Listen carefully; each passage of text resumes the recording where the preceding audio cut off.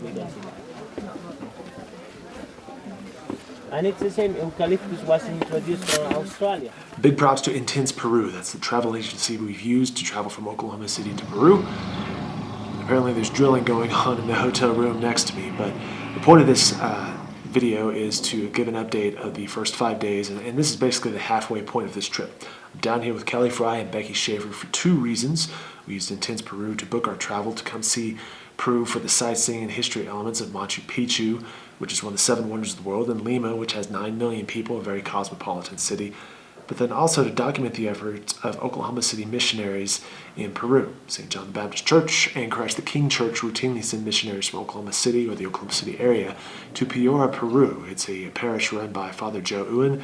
We will catch up with them tonight as we travel from Cusco, which is where we're at tonight, take a flight to Lima and then up to Piura, and we'll spend the rest of the week with the missionaries there helping out, but then also documenting those efforts. Now, Macchu Pichu was one of the goals of this trip, and we saw that on Sunday. We woke up early on Sunday morning and took the bus ride up from Aguas Calientes up to where Macchu Pichu is. Now, one thing we've noticed is that Peru is heavy on tourism.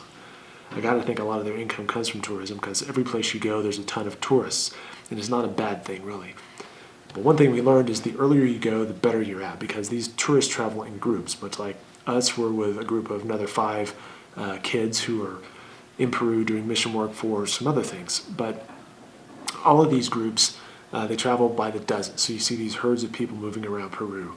So when you go to a place like Macchu Picchu, it's groups, groups, groups. So the earlier you're at, the less crowded it's at. And Macchu Picchu is as advertised. It is spectacular with lots of trails, lots of great things to see, lots of steps to climb, and lots of steep falls if you were to happen to fall.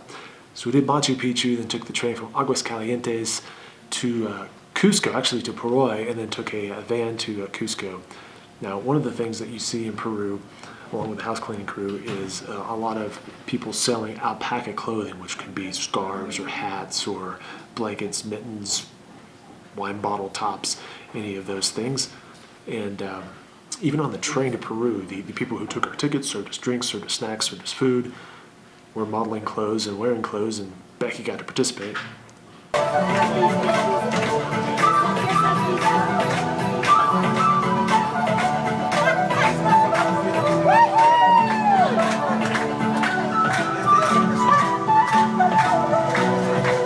Hi, Kelly.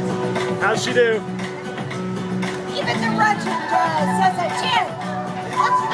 So once we got back to Cusco, checked into the hotel, we went to a place called Chiches, which is operated by Peruvian famous chef Gaston Acurio. It was a very good meal.